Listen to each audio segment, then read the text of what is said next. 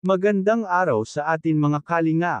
Mga kalingap, may panibago po tayong update kay EDSI.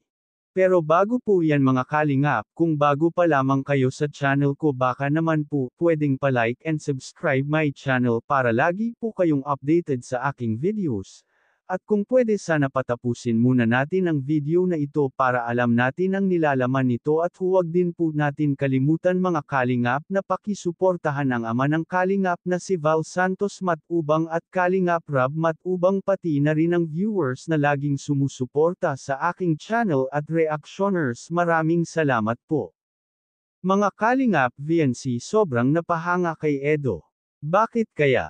Mga kalingap, napahanga si VNC sa pag-effort ito ni Kuya Edo, lahat ito ginagawa para lang kay VNC.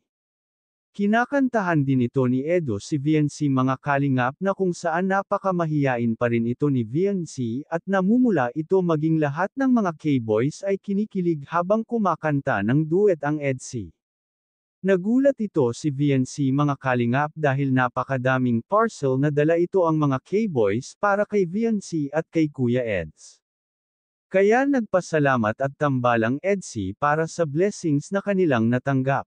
Mga kalingap bigating sponsor and VNC binigyan ito ng malaking halaga si VNC para sa kanyang pagpapaayos ng ngipin at para sa pagpapatayo ng kanilang bahay.